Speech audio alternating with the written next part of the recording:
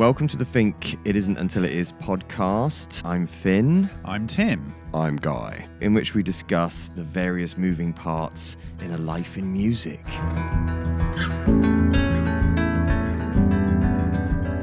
So welcome to the Fink, It Isn't Until It Is podcast. Episode 3, season 3 is... It's the tour diaries again, but we're in the slightly less romantic climes of our own studios for this That's one. true. There's no vistas on this one. We're going to be talking about episode 3, season 3 is about the Barcelona, Montpellier, Marseille. It's the end of Spain and the south of France, isn't it? The last dying embers of sunlight of our summer. Oh man! Now. So we should describe our surroundings. Yeah, absolutely. After you, Mr. T.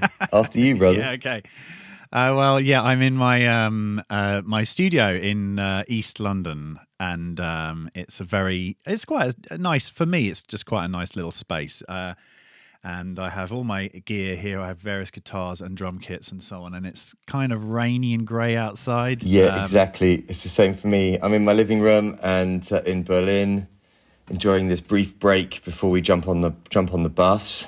And it's pouring down with rain. It's definitely not summer anymore. And so it makes me yearn for those days where we were, just last week, we were wearing T-shirts and swanning around in like casual linen trousers because it was so warm. I could handle it, you know. I mean, I think the older I get, the thing that I realise I could maybe handle living somewhere warm all the time. Yeah, definitely. You know, I mean, it's hard to imagine that. Just a week ago, it was, you open your curtains and every day it's like a beautiful blue sky and you're like, oh yeah, of course it is. I'm in Marseille. Or yeah, of course it is. I'm in Barcelona. No, it's definitely cold. I cracked a jacket out. I walked home last night from a gig I went to and I was cold and I'm like, oh my God, I'm cold. Yeah, it's a thing. I know. It's crazy. All right, so let's start in Barcelona, shall we? That's where we last saw you. Where did we end? Valencia. Valencia. That's right. So we sitting in the garden of the hotel. We were sitting in the garden of the Primus. The Primus, and we were discussing the ins and outs of hand washing on tour on days off with gaffer tape. That's it. And then Valencia to Barcelona is just a little trot, isn't it? It was like a little, I don't know, 3 hours or 4 hours in the van. It was no problem. Yeah, but I think it might be worth mentioning that after we had our chat in Valencia, we went for a little wander to try and find somewhere to eat in the kind of old coastal bit of Valencia. And we came across a restaurant and Finnegan joined us and we all had kind of interesting things. So I had kind of a big squid thing, which made me feel a bit peculiar.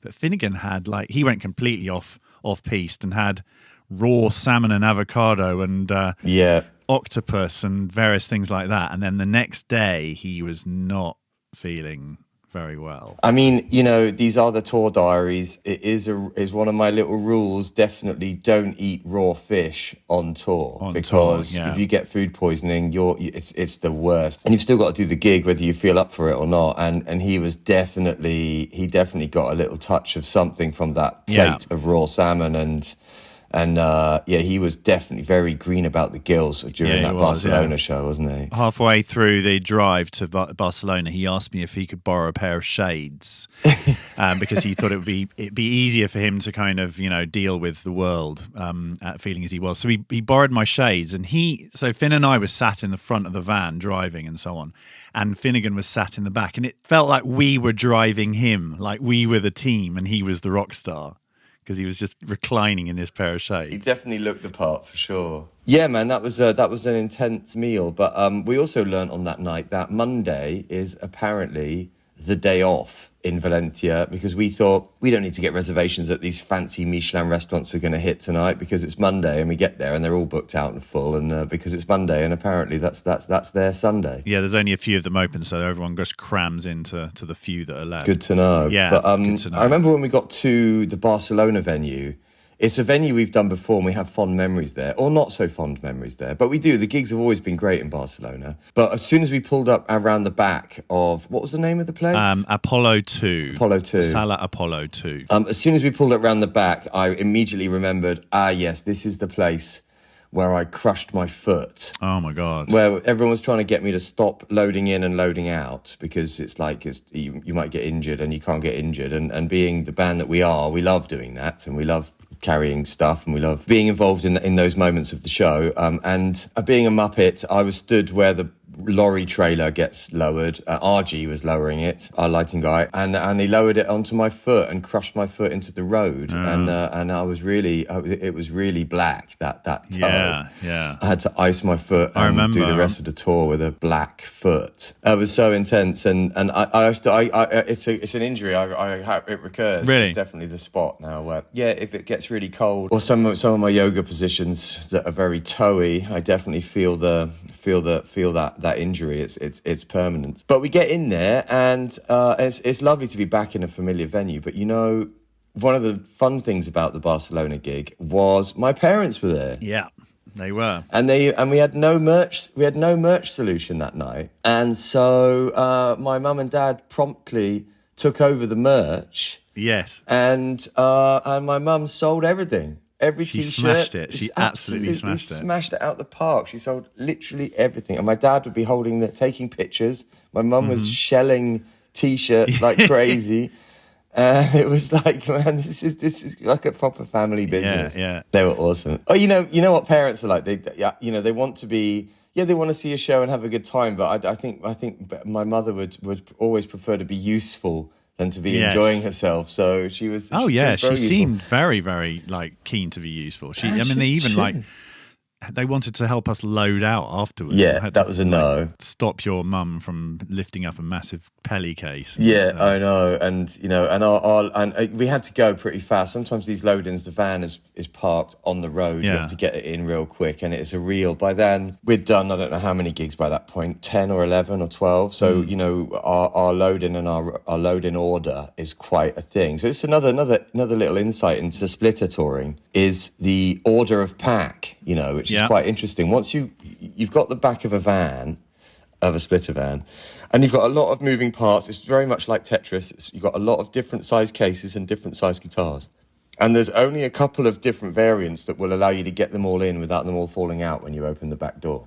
Same with the trailer, but with the trailer you have a bit more leeway. But with the van, after sort of 4 or 5 packs, you work out the order. And our order on this was Pellies, drums, hardware cases, guitar mounting, then amps, then merch, then Percy bags. And it had taken us about 5 gigs to work out this pack. Yeah. And so in Barcelona, my parents got to witness the speedy efficiency of the pack. So before you bring the van round to the venue, you basically line up your gear in the order of the pack. Yeah. So it just makes life a lot easier, doesn't it? So Pellies at the front, and then drum stuff, and then guitar mounting, and then hardware bags. And if you line it all up in order, then you can shove it in the van so fast.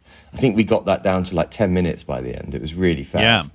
Yeah. So order of pack, it was quite nice because some of these things we're we feel kind of like we're imparting some of this hard-worn tour wisdom into Finnegan in a way, because he's going to be doing a lot of van tours, and it is kind of like, these are the little hacks that we've learned. He's great now. He's the one that's dwelling in the back of the van while we're packing. So he's the pack rat. So you have a pack rat in the trailer or the van that gets handed the stuff and puts it in place, and then you have a kind of chain of, well, if you're lucky, crew. If you're not lucky, band and a promoter. Handing. Talking of moaning about loading and loadouts. You sent me that thing about Chango where was Chango? Was that Madrid? Oh, in Madrid, yes. You sent me that thing from the mission in which Chango, we talked about in Madrid, the last. We talked about the last podcast about having to load down 3 flights of concrete steps. It's a brutal load-in and a brutal load-out, let's be fair, but they do exist and they do happen. And there was this was it a tweet from the mission sort of bemoaning how hard it was and what a pain in the arse it was, and it's like, that's right. It is. But then in the same tweet he talked about, he didn't say, oh, we had to load in 3 flights of stairs. He went, oh, our poor crew had to, and I was like, oh, fucking diddums, seriously, your poor crew. Come on, suck it up, bro. So, so that was Barcelona. It was absolutely lovely, and we got to welcome back our sound guy Rob, who'd been away for 5 days. So we had done Portugal and Spain on with local crew, and it was really, and we got Rob back in for the last three, Barcelona, Montpellier, Marseille, because they were a bit bigger. They were just a bit bigger, and we just needed a bit more confidence. Particularly the French ones. I mean, we'll get to that, but you know, when we hit France, I suddenly realised, oh yeah, these are big. These are like big venues. Then definitely, it was definitely a bigger venue,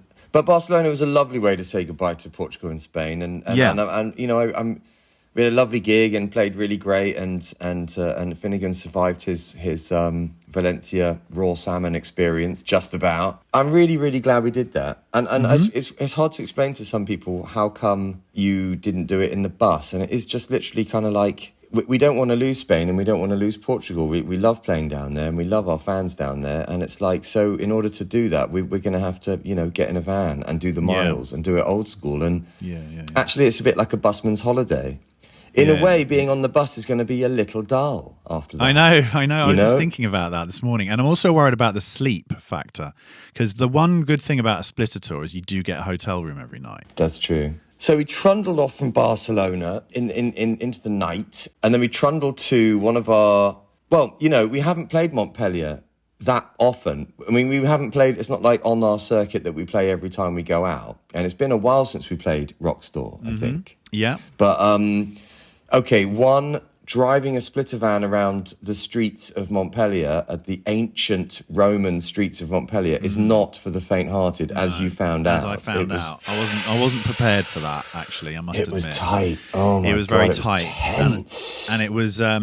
I mean, the sat-nav was having a kind of old... I mean, we were stupid, actually, because the promoter gave us a really kind of easy cheat sheet to follow to get there, and we just completely ignored it and tapped the address. We found that out after half an hour of squeezing our van down these tiny little streets, and then we rang the promoter being like, dude, I mean, come on, I mean, seriously, we can't even... And he was like, you did download the PDF of the parking? And we were like, no, we didn't. Of course we didn't. So we're completely lost and trapped in the middle of an ancient town. Yes.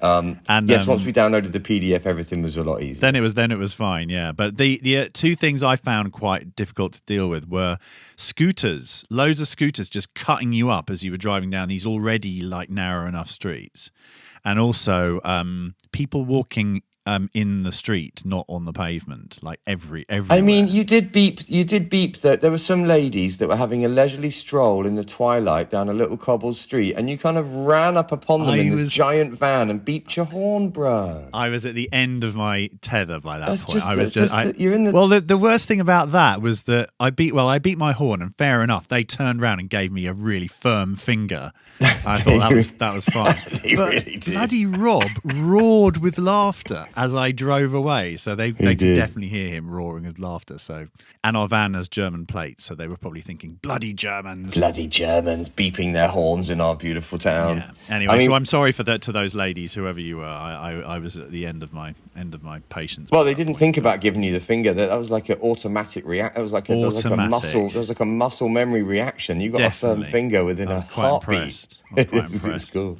Yeah. We got to Rockstore. Loved that venue, I got to say. Loved the crew as well. They were just amazing. And just everything fell into place real nice, real easy. We're nicely warmed up. We had a great show in Barca, so the sound was absolutely wonderful in Rockstore, and the venue was much bigger than the Spanish and Portuguese show, so we could just settle And for both of these shows, actually, we remember the crew remembered us, which was really nice. There were members of the crew. So there was a nice guy in Montpellier. I can't remember his name now, but Yaz. Yes, that's it. Yaz. He definitely remembered us, and it's nice when people sort of welcome you back. I think you had something interesting to say about how we do see the same people, like almost like 10 years to the day of a gig. You see the same people, and that's something quite nice where you realise these people are in that job and they're kind of happy in that job, and it's nice. They're still in the same venue. It's also very much a French thing. If you work in the creative arts in France, there's some incentives to stay if you're happy there. Yep. It seems that there are incentives, tax incentives and stuff like that if you want to stay there, you can, and it's fine, and you can live a decent life. And I mean, to be fair, you're in the south of France, so to be honest, it's nice. Yeah. It's really nice. Yeah. So, amazing crew. It was Jerome on monitors. He was really great. And Yaz on front of house. He was really nice. So It was just a really lovely, easy show. And we haven't played there for a while. And it was just really nice to re-engage with our little French fans down there. It was just really awesome, wasn't it? Yeah, definitely. Finnegan did well again. His first gig in France. He again, was it? Okay. Yeah, his first ever gig in France. And he again did his thing of wandering on stage and saying, "Hello!" off microphone, and everyone immediately falling in love with him. Is that his secret then? Maybe that's his secret. That's it is. The off-mic hello. It's the off-mic hello. Yeah. Right. Okay, we're going to clock that. See if that continues. Yes. I mean, maybe he's going to walk out in Ljubljana and do that, and they're going to be like, boo, and then we're going to be like, ha. Only works in hot countries, bro. Yeah, there you go. You'll see how long your sleeveless style lasts in Warsaw in October, my brother. I can see that lasting a little while longer. And so we trundled off into the night, stayed in an absolutely crappy hotel, and then we went to Marseille. Yeah, absolutely. Which is a phenomenal city. We've played Espace Julien like many times. You know, I mean, I played Nuit Zebre there on top of the gigs we've done there. So. Really? Yeah, I did Nuit Zebre there when I remember buying. I had a French TV show. This was back in like 2008 or something, 2009, really early days. And I knew I had a TV show to do One Shot Not for the first time. So I bought a pair of trousers in one of the shops in Cours Julien up there that were really tight. I mean, I think it was tight trouser time. It was definitely angular indie, late noughties, angular indie, tight skinny jeans moment. Totally, the horror. And these trousers were so tight, and I'm like, it's TV, it's all good, it'll be great. And then I don't know what happened to these trousers, but they had like guitar pick holders in the trousers. So I'm like, yeah, that's me. I'm a rock star. I'm going to wear those. And after I could never get back into them. It was really very much like that Mighty Boosh episode where he has to sort of fast to get into the trousers to join the horrors.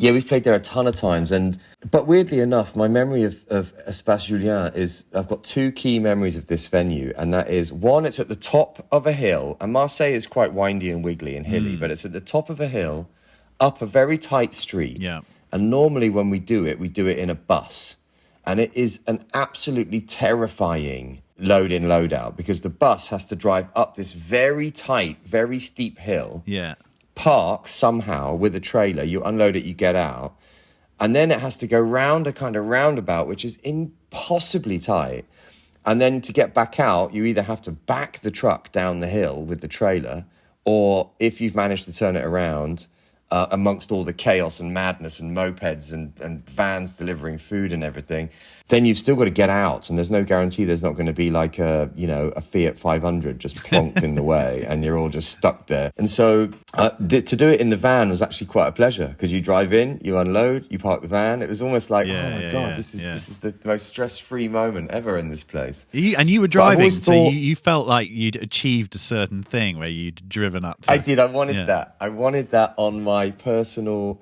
van driving my rock and roll resume, is that I've driven load in, load out in Espace Julien Marseille, because it really is. Yeah, I felt I earned my stripes in that one. I was very proud to have parked the van. I got out and I was like celebrating with the locals, and they had no idea what the hell I was doing. So I was like, I just did that. Yeah. I just parked the van. I just loaded into Espace Julien. They were just kind of like, this guy's off his nut.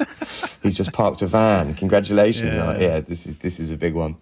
But I remember walking into, it's got a great backstage and they're lovely hosts, especially. Yeah, they really are. But I remember walking in, a backstage is really beautiful. It's really old school. It's up above the venue, and it's like a little apartment with windows that look out onto the street, little French windows, and you can lean out of the window and have a cigarette and look at the people walking by and having dinner, sitting around and having chatting. beers and stuff. It's really lovely atmosphere. I love Marseille. Actually, it is a really it's got a place. vibe. Yeah, definitely. And this time there was no seats in Espace Julien, and I've always, if I'm honest, I've always felt like we've walked into Espace Julien and we've always thought this is going to be great, and then there's seats, and it's a little bit kind of like, if only there was a bit more vibe. Well, this was the vibiest show we've ever done there. For sure. There was no seats, and it was a really kind of nice party atmosphere, sort of almost a nice little festival atmosphere somehow. Was it Saturday night? I can't remember. I think it was a Thursday night, actually. It was the best. It was the best. It was the best Marseille show we've done, though. It was so vibey, and it was so full and nice, and it really was. Just to feel that amount of people really wanting to have a really good show, and also a little. I felt really cute that I'm like, well, we've got the show down. We've done. This is the 8th show in 9 days. We are ready to go. The running order's good. The flow and the ebbs and the flows have been worked out, because on the first couple of shows, it's basically quite blocky. You know what I mean? It's like, here's the show, this is what we're going to do. And then by the 9th show, it's lots of peaks and lots of troughs and lots of touchy-feely moments that you've worked out. So I felt lovely. We had an extra support that night. We had my friend Sai. Oh, we did, he was great. First on, and so I was really pleased for him, actually, because the room was full for him. He was on about like 7:30 or something like that, and the room was already full. So that was a nice thing. And then Finnegan did his thing, and then but the merch was funny that night, because we were in the foyer, and Sai, being, thinking, great, well, I'm doing this Espace Julien gig, I'm going to get all my cards in a row for the merch. So he had a lovely little stall with all his stuff, all really carefully laid out, loads of stuff, loads of kind of, a little picture with one of those QR codes where you could get information about him and so on. And it was all really beautifully laid out. He had people to help him. He had, all of that. And then there was us on the other side, I just had to write notes saying, we've sold out of everything. We haven't got any T-shirts left. We got like one vinyl. We got one seat, and then I was just standing there kind of selling the remnants of our wares. That's true. So, we didn't quite bring enough merch out with us. I thought we had. No. When I packed the van in Berlin at the beginning of this run, I'm like, oh man, it was so much merch. We're never going to sell all of this. But yeah, by Marseille, we were just pretty much selling empty boxes, weren't we? Yeah, for sure. Yeah, but, even posters. We even sold some posters. Yeah, dude, I don't know why those posters aren't selling. Fuck it, we're not going to make any more. Fuck it, we'll give them away on the bus tour. Yeah. No, Marseille, what a pleasure. And Sai was great. And Finnegan did a great show as well. And then again, French Cruise, we'd had the same monitor guy. Before, that's right. On the last time we were there, and we had some problems which they fixed real quick. We had some issues on stage which they fixed super fast, and absolutely. Rob did a stunning job of it, and God, Rob was great. Yeah, it was just a really nice, almost like a little perfect show. Really, there we go. Backstage was lovely. Rider was great. They actually got my rider correct, and I'll just for the sake of clarity, it simply is. A lemon, some honey, some ginger, a spoon, a cutting board, a knife, and a kettle. You can't. I don't need. Can't go wrong. Don't need anything else. So they got it all right. No. That made me feel nice. That's good. Yeah, that was great. So that's great. Good. Well, and it really got me in a brilliant mood for the bus run to come, because it was like a kind of. Just that lift. So the shows in Spain and Italy and Portugal had been about 300 a night. Okay, and this was just over between 500 and 600. So it's 5, and just that extra 200 people just really gives it a good old lift. Yeah, good old push. Are slightly bigger, and the stages are slightly higher, and you're like, "Ooh, here we go! This is gonna be great." Yeah, totally, man. I mean, it was lovely, man. Even the hotel in Marseille was nice, and the next morning after you guys got your taxis to the airports because you were all flying home. I went there. I had a quick coffee on those. I'm feeling the guilt now. And so you bloody well should. But there was this amazing, right where the station is, there's this huge load of steps just leading down from the station, a very Roman sort of moment. And and if you sit on those steps, you've got this perfect view through this beautiful avenue of this big church on a hill in the distance. So I took my moment there. And had a coffee and just looked at this beautiful view in a beautiful morning, like a nice, slightly crispy, early autumn south of France morning. Had a coffee, and then got in the van, and all I had to do that day was just drive to Frankfurt, which was a good 12 hours, sure. And it was a long day, because when I drove the van back from. Where were we? Italy. When I drove from Italy up to Berlin, it was the same similar type of vibe, like 12 hours. I was driving through the Tyrol. I was driving through Südtirol and all these mountains and all these amazing vistas and crazy tunnels and motorways carved into, it's like Lord of the Rings, but the driving version was amazing. And this one was not. You're basically driving through France and then driving through Germany. So it is quite a dry run. But I got to Frankfurt after about 12 hours, and then I slept for a couple of hours, and then I jumped in the van and did the final. I wanted to get home to Berlin in time to have lunch with my little girl, because my family were going to Paris that night, so I had like a couple of hours with them before they left. So so I had a reason to get up early and push through, which was nice. Cool. And I got back, and then unloaded the van, and it was all good, and said goodbye to the van. Yeah, the totalage on the van was 11,578 kilometers. Whoa, nice. When I gave it back, that was our trip. 11,500. So that's the whole thing from Switzerland, Italy to back to Berlin. Yes, because we kept the van in my courtyard, didn't we? Yes. So that's the whole lot. That's Berlin, Switzerland, Italy, Portugal, Spain, south of France, home. 11,500 kilometers. I mean, it's a good van. I've got to say, it's like it didn't complain once. It just handled it. That's true. I told James, the van guy, that we've renamed it Vanessa, and that's how it is. So hopefully next time I see Vanessa, I'll be like, Vanessa! Oh, my dear old friend. Very nice. Yeah, it was a pleasure. It's always a bit emotional to give the van back, because you become one with your van. Sure. After all those miles. Did you give it a clean? I want to say, define of clean. course I did. I cleaned it in and out. It looked wonderful. No, I didn't. I just gave it a perfunctory dust. Okay. So that was our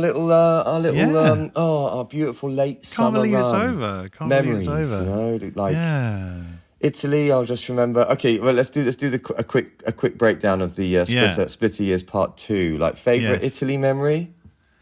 I mean, I must say, being on that boat going back to Genoa, that was very nice. Seeing the boat kind of leave Sardinia and just sitting on the deck and having a beer, that was a very nice moment. That was such a God, I'd forgotten that. That was such a peachy moment. Yeah, I think before you said that, which is a better moment than mine, but the moment I had in my mind was the Parmesan moment in Trevisetolo, because our host was very eager for us to see the cheese he had got for us. He was very proud of this moment, and this Parmesan was like this award-winning Parmesan from the region, and it was like psychedelic. It was so good.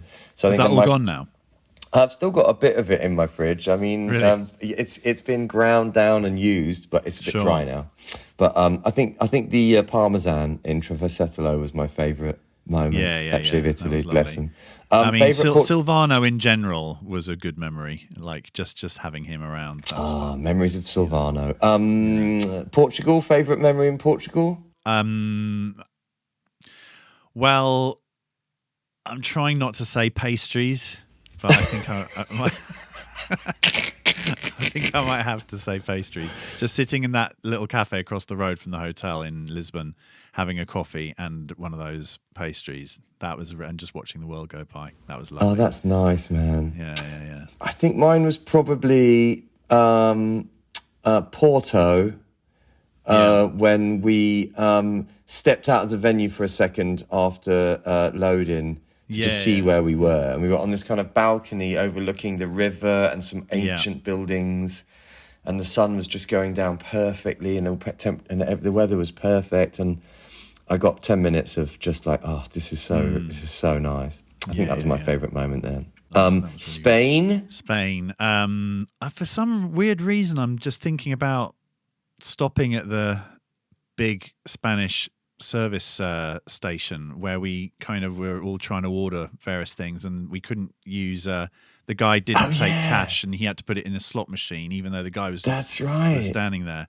And that was when Finnegan confessed to us that he walked off with his hotel room key. Oh, that's right. God, I remember that service station. Well, it wasn't a service station. It was like a Wild West. A little Wild West restaurant. It was totally off the grid, man. Yeah, totally. I remember that. That was great. I think mine was probably shockingly Vigo. We arrived in Vigo, somewhere I've never been before, and we had like 15 minutes before we had to go to venue when we got to hotel, and I went behind the hotel to this really cute local little district, and there was loads of these oyster bars, and I had a coffee in one of these oyster bars, and it was really lively, locals everywhere, really, really, really lively, lots of shouting and selling and oystering, and well, I believe they call it shucking. Isn't that what really? you do with an oyster? Yeah. I think you shuck an oyster. A lot of shucking going on. So were people sitting there eating oysters? Yeah, they were just rocking up, eating some oysters, having a whatever they drink with oysters. I don't know. Where do you stand on oysters? Do you like I them? don't. On tour, definitely on tour, not. Of course, Absolutely not. Mussels, no. Moule marinière, definitely not. No mussels, no shellfish, no raw fish. Yeah, I mean, to be risky. super safe, I would just avoid meat altogether. I'd avoid chicken and anything that can be undercooked. Definitely would never order fish on tour. Yeah, I'd say Vigo for Spain. And south of France? South of France. Even though I was really stressed out driving around Montpellier, I did, while I was doing it, I was able to be aware that it was really lovely. It's a really nice centre of town. Nice. I felt like I wanted a bit of a wander, just like when I didn't have a care in the world. But I did love it. I do like being in France. There's something France really is nice lovely. about it, especially the south bit, I think. And I love Marseille as well. Yeah, it was really nice. I think my highlight there was, I think my parents doing the merch in Barcelona was actually really great. I loved it. And when before we'd even done the gig, because you weren't around, it's right, you had to meet your mate. So I went up to the merch store to check they were okay before Finnegan came on, and literally then a queue formed. We had orderly queues even there. It was crazy. A queue kind of formed of people wanting to say hi and sign stuff, and I was like, but I've got to kind of go. And then Finnegan came on, and I was still there, and I had to walk across the stage while he was on just to get backstage afterwards. I was like, so sorry, awfully sorry, excuse me. Have you already started playing? Yeah, it'd come on and done his off-mic hello and was kind of already charming them, and I was like, sorry, gotta go, gotta get in. There's no other way backstage. You had to go across the stage. Yeah, that's true. That's true. Well, I suppose our minds now, although we're on a little mini break right now, literally just a couple of weeks or even less than that, just in between tours. I guess when we get to our next episode, episode 4, we're going to of our podcast, we're going to be doing our rehearsals and getting ready for a bus tour episode, which we do well, by the time this airs, we'd probably have already done it. But and we're going to talk about all of our little foibles and pack hacks and stuff like that, I guess, if we have any. Yeah, Finnegan's going to be part of the band. That's going to be an interesting thing. I've been liaising with him about that because he's going to play some additional bits and bobs. I wrote him a kind of cheat sheet, and I was a bit kind of like dubious pressing send on it because it was so unfathomably long. this list of things, and I had to write it in priority order. And then I just got a message back from him going, "Yeah, all good. See you in Berlin." That's what happens when you work with people that can read and write music, isn't it? That's nice. Yes. Yeah, I mean, what's going to happen is we're going to hit rehearsal and he's going to jump on and make some noises and everything's going to sound great. Like, as you say, as we knew would be the case, after we've done Switzerland, Italy, Portugal, Spain, and the south of France as a duo, the kind of foundation of this show is kind of nicely in our pocket. So it's like, okay, and you know what we were missing? We were missing Guy, we were missing bass on every track, but specifically we couldn't do Warm Shadow because he wasn't there. Sort of Revolution was a bit of a lift without Guy. Certain tracks just deliver lovely, like even on The Only Thing That Matters, having Guy doing those beautiful chordals on his 6-string, it really turns the track into a bigger thing. Sure. So that's going to be beautiful. And then Finnegan has already seen the show like 10 times. He's going to be like, I can do that there. I can fill that gap there. There's that moment there. Yeah. We'll see. It's going to be exciting when we start rehearsing for it. All right, well there we go. We'll see everybody. We'll do the next podcast from Berlin, won't we? From Berlin, rehearsing the preparation episode. We'll try and get that one out as soon as possible. Yes. We will in situ. Yeah, we'll do some. We'll have some nice Foley sound effects of people ripping open boxes. Oh yeah, so we can do all of that. Oh, great, man! We can do and later on Radio 4, Fink goes on tour. All right, yeah. I will see you in Berlin. When are you arriving? Sunday? I'm arriving on Sunday morning. Very early Sunday morning. Okay. Yeah. Well, I'll see you on Sunday then. See you then. All right. Yes. Excellent.